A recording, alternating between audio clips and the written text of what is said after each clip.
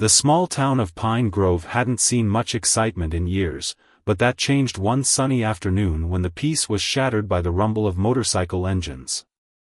At the end of Maple Street, in a modest white house with blue shutters, lived Mr. Thompson, a 96-year-old World War II veteran who had called this place home for over 6 decades. Most days, Mr. Thompson could be found tending to his prized rose garden, a hobby he had picked up after returning from the war.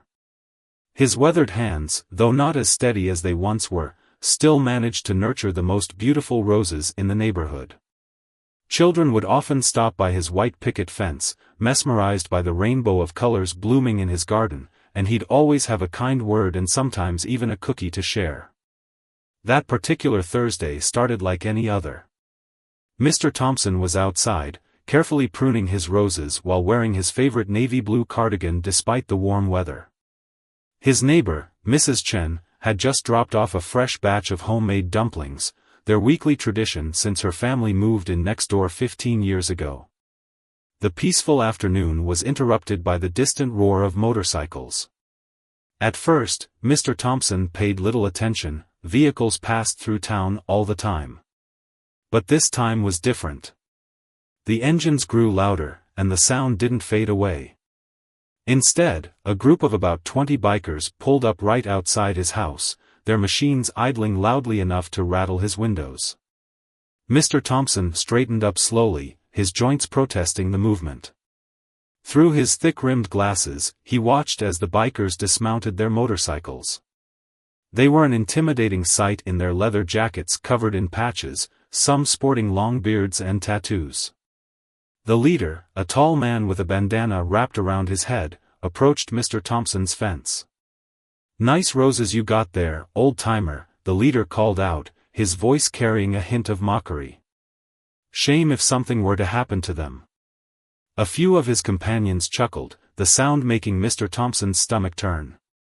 He had faced worse in his life, but at 96, confrontation wasn't something he welcomed. The veteran stood his ground, though, gripping his pruning shears a little tighter. "Can I help you gentlemen with something?" he asked, his voice steady despite his racing heart. The words came out clear and strong, remnants of his military training still evident after all these years. Mrs. Chen watched anxiously from her window as the scene unfolded. She had already picked up her phone, but wasn't sure who to call. The police seemed like the obvious choice, but in their small town, response times weren't always the best. Instead, she dialed a different number, one that would set in motion a chain of events nobody in Pine Grove could have anticipated. What the bikers didn't know was that Mr. Thompson wasn't just any elderly veteran. During the war, he had served in a specialized unit, and though decades had passed, certain connections remained strong. Mrs. Chen wasn't calling the police, she was calling Mr. Thompson's old unit buddy, who had gone on to become a prominent figure in veteran affairs. As the bikers continued their intimidation, making snide remarks about the roses and suggesting they might need to redesign the garden, Mr. Thompson maintained his composure. He had survived the beaches of Normandy, he could survive this. But what he didn't know was that help was already on the way, and these bikers were about to learn a valuable lesson about respecting their elders, especially those who had sacrificed so much for their country. The leader took a step closer to the fence, his boots kicking up dust from the sidewalk. "Maybe we should stick around for a while, teach you how things work nowadays," he sneered. The other bikers spread out along the fence line, their presence casting long shadows across Mr. Thompson's beloved rose garden. The veteran's hand trembled slightly, but his eyes remained fixed on the group, showing no fear. Little did anyone know, Mrs. Chen's phone call would trigger a response that would leave these troublemakers questioning every choice that led them to harass a 96-year-old war hero on what had started as just another peaceful afternoon in Pine Grove. As the afternoon sun cast long shadows across Pine Grove, the tension in front of Mr. Thompson's house continued to build. The gentle breeze that usually carried the sweet scent of roses now felt heavy with anticipation. But what happened next would become the talk of the town for years to come. Mrs. Chen's phone call had reached far beyond the quiet streets of their small town. The person she contacted was Colonel Richards, Mr. Thompson's former unit commander who now headed the state's largest veterans organization. The colonel hadn't heard from anyone in Pine Grove for years, but the moment Mrs. Chen mentioned Mr. Thompson's name, everything else became secondary. Meanwhile, the bikers had grown bolder. One of them, wearing a worn leather vest covered in questionable patches, reached over the fence and plucked a rose from Mr. Thompson's prized garden. The veteran watched as the man twirled the flower between his fingers before crushing its delicate petals in his fist. "These roses," Mr. Thompson spoke softly, his voice carrying the weight of decades of memories, "they're not just flowers. Each one represents a brother I lost in the war." His words hung in the air, but the bikers merely laughed.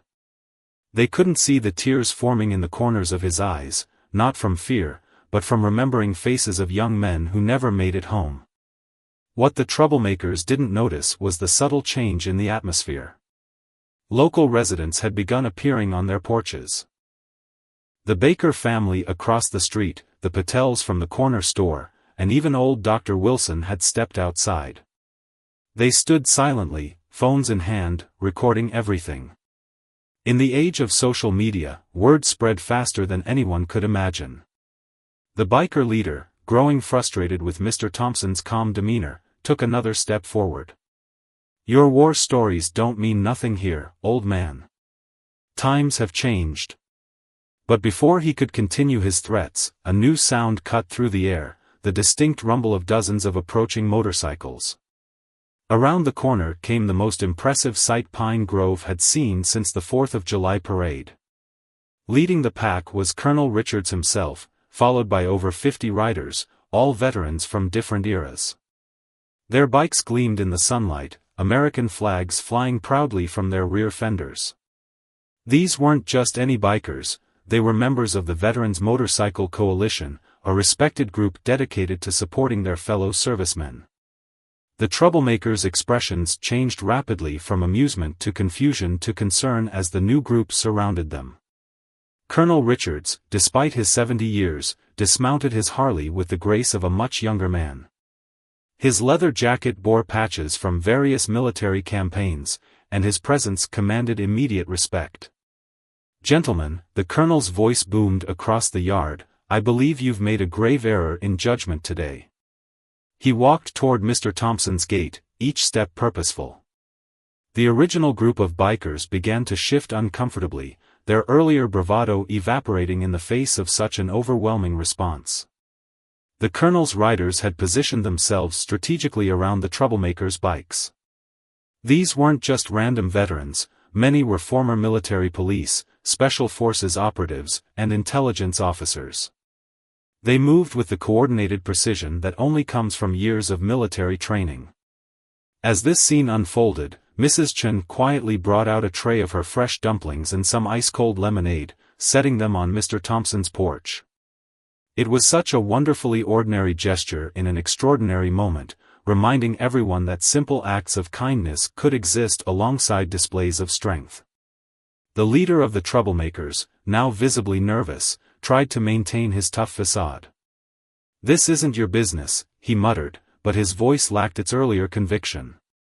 Colonel Richard simply smiled, the kind of smile that suggested he knew something the others didn't. "You see that rose garden?" The colonel gestured toward Mr. Thompson's carefully tended flowers. "Each of those roses was planted for a specific reason. The yellow ones? They're for the men from our unit who never made it home. The red ones represent the blood shed on those distant shores. And those white ones?" He paused, letting his words sink in. "They're for peace, the peace that men like Mr. Thompson fought to protect. The peace that allows even people like you to ride freely through our towns." The weight of history seemed to descend upon the troublemakers as they began to understand exactly who they had been harassing. The local residents who had gathered continued recording, capturing this powerful moment when past and present collided on a quiet street in Pine Grove. The late afternoon sun painted Pine Grove in shades of amber as Colonel Richards stood face to face with the troublemakers who had dared to harass one of America's remaining World War II veterans. But what happened next would reveal something unexpected about both sides of this confrontation.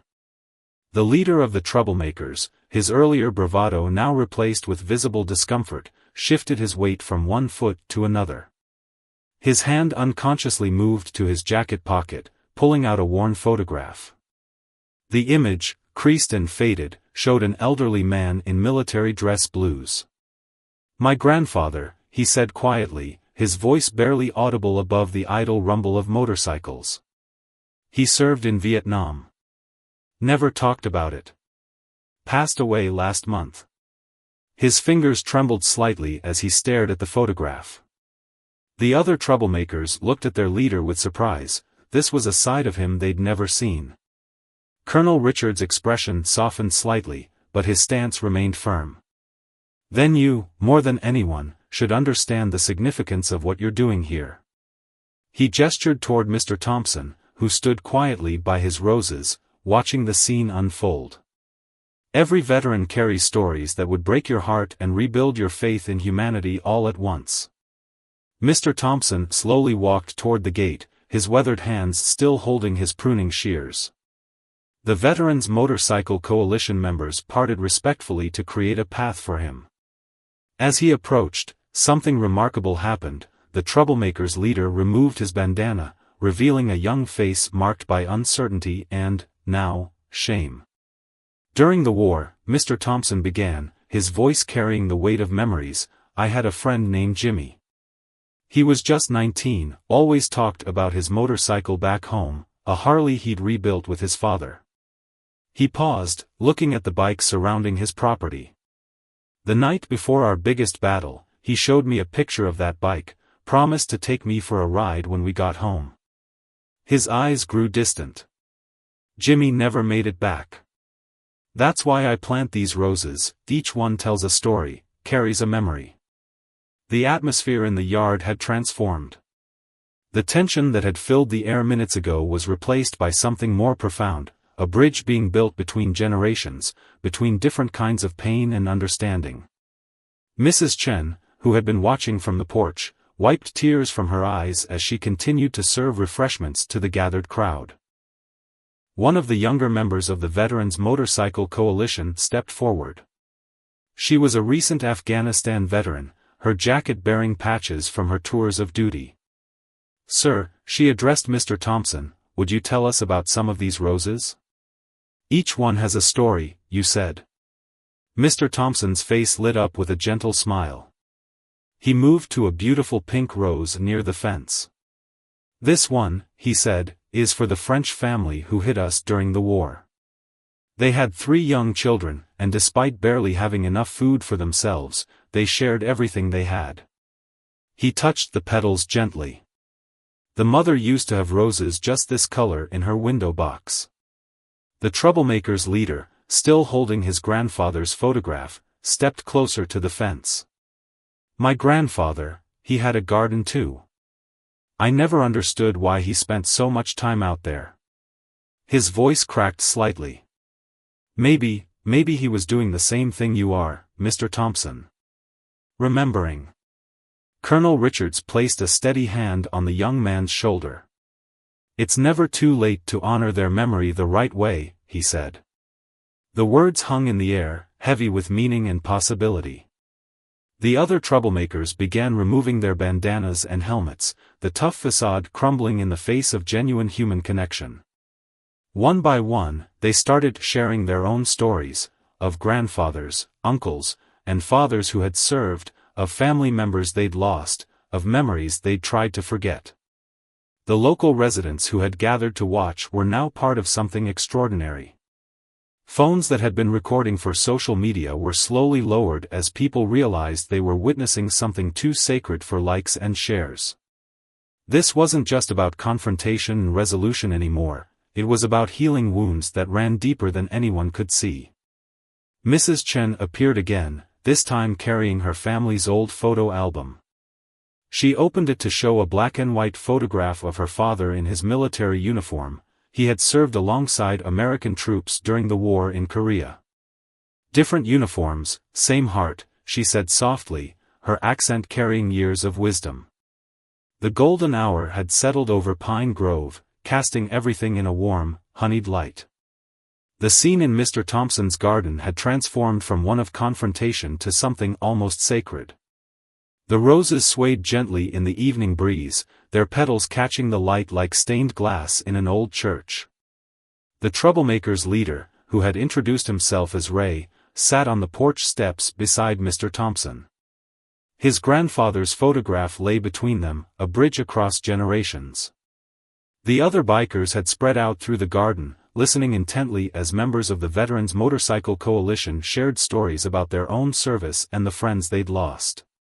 "My grandfather used to sit in his garden for hours," Ray said, his voice thick with emotion. "I thought he was just being antisocial. I'd rev my bike extra loud when I'd visit, thinking I was being funny." He paused, running a hand over his face. "I never understood he was probably finding his peace out there, just like you do here." Mr. Thompson reached for his worn leather wallet and carefully extracted a photograph of his own. The image showed a group of young soldiers standing beside a tank, their faces smiling despite the war raging around them. "This was my unit," he explained, pointing to each face. "Every spring, I plant a new rose for each of them. Some years, my hands shake so badly I can barely dig the holes, but I have to do it. It's my way of keeping them alive." One of Ray's group members, a younger man who had been particularly aggressive earlier, approached with something cradled in his hands. It was the crushed rose he had plucked from the garden. "Sir," he said, his voice barely a whisper, "I'm sorry about the rose. I didn't know. I didn't think." Colonel Richards stepped forward, placing a steady hand on the young man's shoulder. "Sometimes the hardest battles we fight are with our own ignorance," he said. "But true strength lies in admitting when we're wrong and working to make it right." Mrs. Chen emerged from her house once again, this time carrying several young rose plants in containers.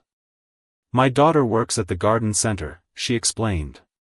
"When I called her about what was happening, she insisted on sending these over. They're the same variety as the one that was damaged." The transformation in the troublemakers was remarkable. Ray stood up, removing his leather jacket to reveal a faded POW, MIA t-shirt underneath. "Mr. Thompson, if you'll let us, we'd like to help you plant these new roses. Maybe you could tell us more stories about the men they'll represent?" The other bikers from Ray's group nodded in agreement, their earlier hostility replaced by genuine respect and interest. One of them spoke up, "My landscaping business could donate some proper gardening tools, make it easier for you to tend to these roses." The Veterans Motorcycle Coalition members exchanged knowing looks.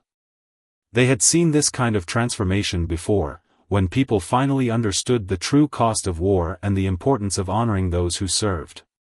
Colonel Richard smiled, remembering similar moments from his years of working with veterans organizations.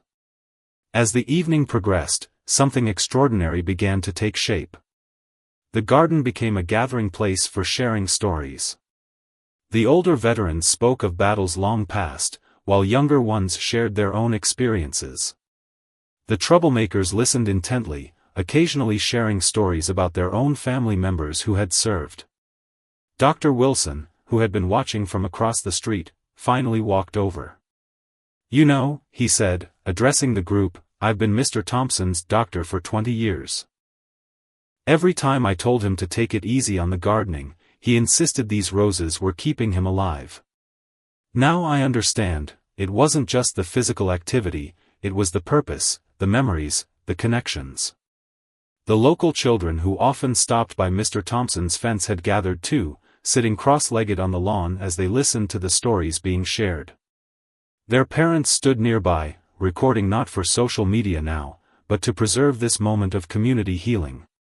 One of the Veterans Motorcycle Coalition members, a retired military chaplain, summed it up perfectly: "Sometimes it takes a garden to grow understanding, and sometimes it takes a confrontation to plant the seeds of respect." As the sun began to set, the roses cast long shadows across the yard, each one a silent testament to sacrifice and memory. The garden that had earlier been threatened now stood as a symbol of reconciliation, its beauty enhanced by the understanding that had bloomed there that afternoon. As twilight embraced Pine Grove, the garden became a sanctuary of soft conversations and shared memories. The street lights flickered on one by one, casting a gentle glow over the gathering that had transformed from confrontation to commemoration. What happened next would become a testament to how a single afternoon could change lives forever. Ray and his group had removed their intimidating gear, setting aside the chains and leather vests that had earlier served as armor. They worked alongside the Veterans Motorcycle Coalition members, carefully planting the new roses Mrs. Chen had brought. Mr. Thompson supervised from his porch chair, sharing specific instructions about soil depth and spacing, each detail holding special significance in his memorial garden. "These yellow ones," Mr. Thompson explained, his voice carrying across the quiet yard, "they're for the medics who never thought twice about running into gunfire to save others." He pointed to a cluster of deep red roses near the fence. "And those represent the French resistance fighters who guided us through enemy territory. They knew they'd be executed if caught, but they helped us anyway." One of Ray's younger companions, who had been silently working the soil, suddenly spoke up. "My grandmother was French," he said softly. "She used to tell stories about the Americans who liberated her village. I always thought she was exaggerating about how young and brave they were." He looked at Mr. Thompson with new eyes. "But you were there, weren't you? You were one of those young men she talked about." The old veteran nodded slowly, his eyes distant with memories. "We were all so young. Barely more than boys, carrying weapons that felt too heavy and responsibilities that weighed even more." He gestured to a white rose blooming nearby. "That one's for a French girl who gave me her last piece of bread when we were liberating her town. She couldn't have been more than 8 years old." Colonel Richards, who had been observing the scene, stepped forward with a leather-bound book. "Mr. Thompson, I brought something I think you should see." He opened the book carefully, revealing yellowed pages filled with photographs and handwritten notes. "This is our unit's original field journal. I've been keeping it safe all these years." The garden fell silent as Mr. Thompson carefully turned the pages. His weathered fingers traced the faces of young men frozen in time, some smiling, some serious, all carrying the weight of history on their shoulders. Ray and his group gathered around, their earlier arrogance replaced by genuine reverence. "Look at this one," Mr. Thompson said, pointing to a photograph of soldiers gathered around a motorcycle. "That's Jimmy's bike, the one he rebuilt with his father. He used to carry this photo with him everywhere." His voice cracked slightly. "The day before we lost him, he made me promise to ride one someday." Ray looked at his own motorcycle, parked at the curb, then back at Mr. Thompson. "Sir," he said, his voice filled with purpose, "I know it's not the same as riding with Jimmy, but if you'd allow me the honor." He left the offer hanging in the air, heavy with meaning. Mrs. Chen, who had been quietly observing, suddenly clapped her hands together. "But first, dinner. You can't make plans on an empty stomach." She had already called her family restaurant, and delivery cars were pulling up, bringing boxes of warm food for everyone gathered in the garden. As paper plates were passed around, the Veterans Motorcycle Coalition members began sharing their own traditions of remembrance. One veteran spoke about the letter-writing program she'd started for deployed service members. Another described the memorial rides they organized for fallen comrades. The local children, who had remained throughout the evening, began collecting fallen rose petals, carefully placing them in small piles. When asked what they were doing, a young girl explained, "We're saving them to press in books, so we can remember this day too." Dr. Wilson, who had stayed to witness the transformation, pulled Colonel Richards aside. "In all my years as a physician, I've never seen better medicine than what's happening right here," he said, gesturing to the garden full of people who had begun the day as strangers and enemies but were now sharing a meal as friends. The troublemakers who had arrived intending to cause fear were now making plans to protect and preserve the very garden they had threatened. Ray stood up, gathering everyone's attention. "Mr. Thompson, if you'll accept us, we'd like to become regular visitors, not to cause trouble, but to help maintain these roses and learn more about the heroes they represent." The evening had settled into a gentle rhythm, with the garden illuminated by strings of warm porch lights and the soft glow of motorcycle headlamps. The transformation that had taken place in Mr. Thompson's garden was about to take an even more remarkable turn, touching lives in ways no one could have predicted. As the group shared their meal under the darkening sky, Ray approached Mr. Thompson with renewed purpose. "Sir, about that ride I offered." He gestured toward his motorcycle, now cleaned and polished by his crew. "I had an idea, if you're willing to hear it." The old veteran's eyes twinkled with interest as Ray explained his plan. The younger man's voice grew animated as he described how they could modify a motorcycle sidecar to make it safe and comfortable for Mr. Thompson. "My uncle builds custom bikes," Ray explained.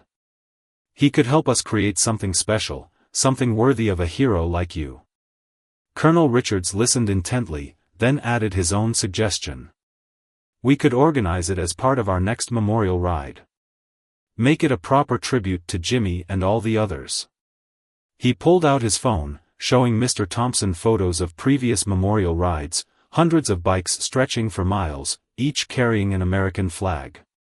The garden had become a planning center, with veterans and former troublemakers alike contributing ideas. Mrs. Chen's daughter arrived from the garden center with more roses, but this time she brought something else, architectural drawings of her vision for expanding Mr. Thompson's garden into a proper memorial space. "Look, Mr. Thompson," she said, spreading the papers on a makeshift table. "We could add benches here, create peaceful spots for reflection. The roses would remain the heart of it all, but we could make it a place where more people could come to learn and remember." The old veteran's eyes welled with tears as he looked at the drawings. "All these years," he said softly, "I thought I was just tending a garden for ghosts. Now I see it could be something more, a living history for the next generation." One of Ray's younger companions, who had been quietly working on his phone, spoke up. "Sir, I hope you don't mind, but I've been researching your unit online." He turned his screen to show a website dedicated to World War II veterans. "There are families out there still looking for information about their relatives who served. Your garden, your memories, they're priceless to these people." A retired military historian from the Veterans Motorcycle Coalition added, "We could document each rose's story, create a digital archive. Future generations could scan a code near each flower and learn about the hero it represents." The idea sparked excitement among the gathered crowd, with several people offering their professional skills to help make it happen.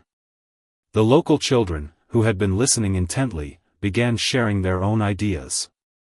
One suggested creating a junior gardener program, where kids could learn to tend the roses while hearing veteran stories. Another thought of organizing school field trips to the garden during history lessons. As these plans took shape, Mr. Thompson sat in his favorite garden chair, watching in amazement as his simple memorial blossomed into something far greater than he had ever imagined. The roses that had started as his private tribute were becoming a bridge between generations, a living legacy that would continue long after he was gone.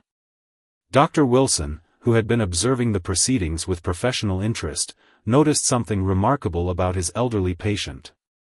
Mr. Thompson sat straighter, moved with more energy, and his eyes sparkled with renewed purpose. The doctor had often prescribed various medications over the years, but here was a medicine no pharmacy could provide, the healing power of purpose and community. Ray's group, once intimidating in their leather and chains, had transformed into passionate advocates for the garden's preservation. They began organizing themselves into committees, each taking responsibility for different aspects of the project. One would handle security, ensuring the garden remained safe. Another would coordinate with local businesses for support and supplies. The Veterans Motorcycle Coalition members shared their experiences in organizing community projects, offering guidance on everything from fundraising to volunteer coordination. Colonel Richards used his connections to reach out to veterans organizations across the state, building a network of support for the growing Memorial Garden project. Mrs. Chen, ever practical, had already started a spreadsheet on her tablet, listing the supplies they'd need and potential donors. Her restaurant would provide refreshments for future volunteer days, she declared, and her family's network of business connections would surely want to contribute to such a meaningful cause. As night fell over Pine Grove, the garden that had earlier faced threats of destruction was now experiencing a rebirth. The roses that had stood as silent witnesses to one man's memories were becoming the foundation of a living memorial that would touch countless lives.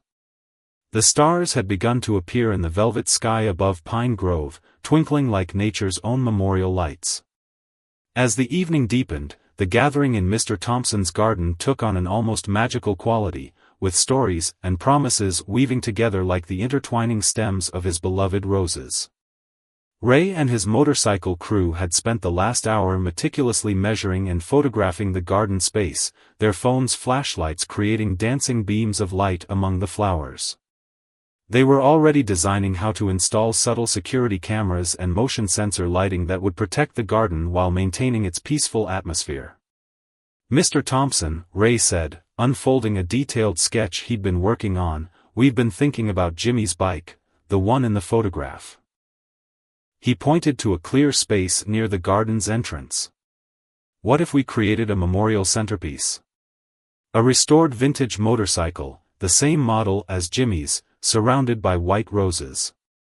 It could be the garden's focal point, telling the story of friendship and sacrifice. The old veteran's hands trembled as he traced the lines of Ray's drawing. Jimmy would have loved that, he whispered, his voice thick with emotion. He always said motorcycles were about freedom, the same freedom we fought to protect. Colonel Richards, who had been making calls throughout the evening, approached with exciting news. The State Veterans Affairs Office is interested in designating this as an official memorial site, he announced. They're talking about including it in their historical preservation program. The impact of this news rippled through the gathered crowd.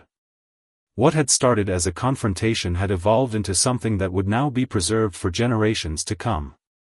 Mrs. Chen's daughter, an architectural student, was already expanding her original drawings to include proper pathways and seating areas that would make the garden accessible to all visitors. One of the Veterans Motorcycle Coalition members, a retired history teacher, suggested creating educational programs around the garden. Each rose tells a story, she explained, but together, they tell the larger story of sacrifice, service, and the price of freedom. We could work with local schools to develop curriculum around these themes. As these plans unfolded, something remarkable happened with the younger members of Ray's crew. The same individuals who had arrived intending to cause trouble were now passionately discussing ways to involve other motorcycle clubs in the preservation effort. They spoke of organizing regular ride-ins to maintain the garden, creating a scholarship fund for veterans' children, and establishing an annual memorial ride that would bring together riders from across the country. Mr. Thompson listened to all of this with growing amazement. He turned to Mrs. Chen, who had remained by his side throughout the evening. You know, he said softly, when I started this garden, it was because I couldn't bear the thought of their stories being forgotten. Now look at what's happening, their memories will live on in ways I never imagined. A young girl from the neighborhood, who had been quietly watching the proceedings, approached Mr. Thompson with a carefully folded paper crane. My grandmother taught me to make these, she explained. In Japan, they're symbols of peace and healing. Could we maybe add some to the garden? One for each rose? The suggestion brought tears to several eyes, including those of the toughest-looking bikers. The idea of incorporating international symbols of peace alongside the roses seemed perfectly fitting for a memorial that was rapidly becoming about more than just one war or one generation of veterans. Dr. Wilson, who had stayed far longer than he'd intended, made an observation that captured the evening's significance. "What we're witnessing here," he said, addressing the group, "is the power of understanding and respect to heal old wounds and prevent new ones. This garden isn't just preserving history, it's building bridges between generations." As the night grew deeper, Ray's crew began making preparations to leave, but not before establishing a schedule for regular garden maintenance visits. They had transformed from potential vandals into dedicated guardians of a sacred space. Each member had taken personal responsibility for specific aspects of the garden's protection and preservation. The Veterans Motorcycle Coalition members shared contact information with their former adversaries, now allies in a cause greater than themselves. Plans were made for mentorship programs, where older veterans would share their experiences with younger riders, creating a chain of understanding that would stretch far beyond Pine Grove. Mrs. Chen's restaurant had already been designated as the official meeting point for future garden volunteer days, and her family was busy planning special menu items named after different aspects of the memorial garden. "Food brings people together," she explained, "just like these roses bring together different stories of sacrifice and service." 2 weeks had passed since that transformative evening in Mr. Thompson's garden, and Pine Grove had never been the same. The morning sun cast long shadows across the expanded memorial garden, where dozens of volunteers had gathered for its official dedication ceremony. The story of how a confrontation had blossomed into something beautiful had spread far beyond their small town, touching hearts across the nation. Ray stood at the garden's new entrance, proudly wearing a clean leather vest with a newly designed patch, a rose intertwined with military dog tags, representing the garden's guardians.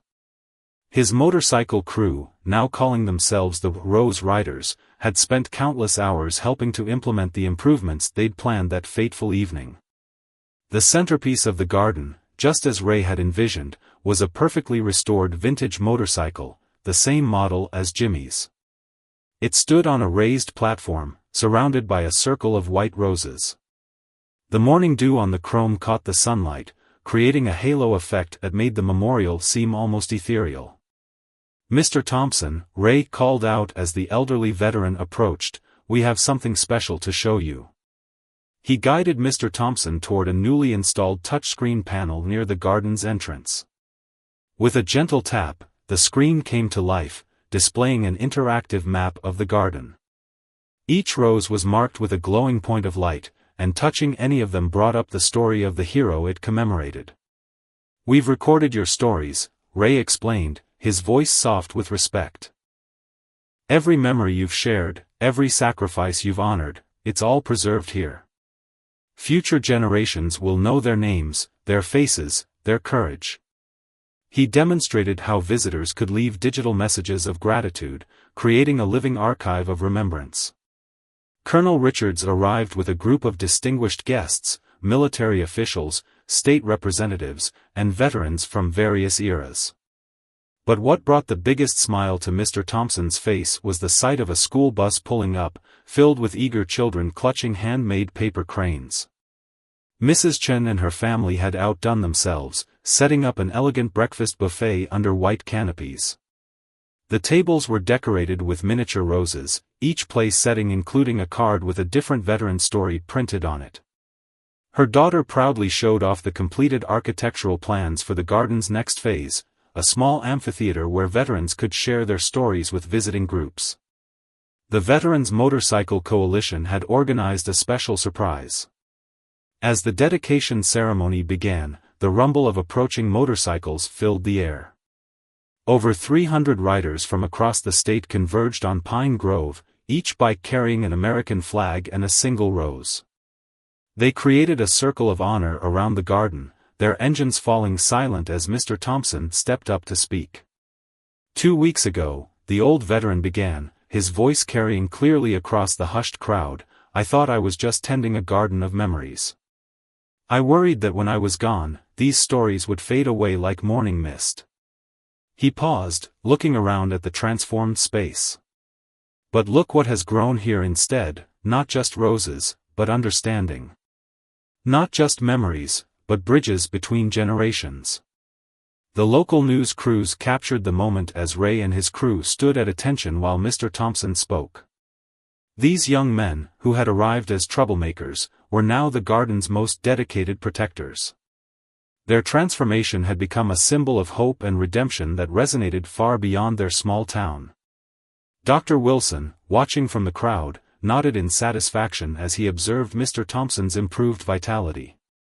The garden project had given his elderly patient a new lease on life, proving that purpose and community were sometimes the best medicine.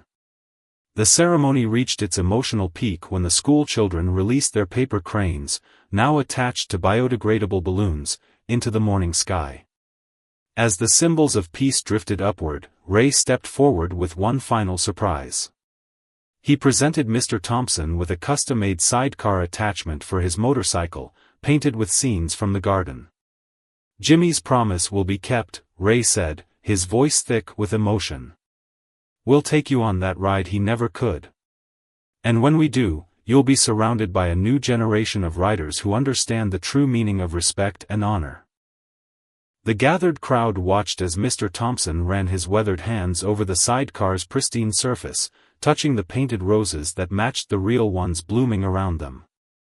The old veteran's eyes glistened with tears, but his smile was radiant. As the ceremony concluded, visitors began exploring the expanded garden. Veterans shared stories with schoolchildren, bikers discussed maintenance schedules with local gardeners, and families left messages of gratitude on the interactive memorial wall.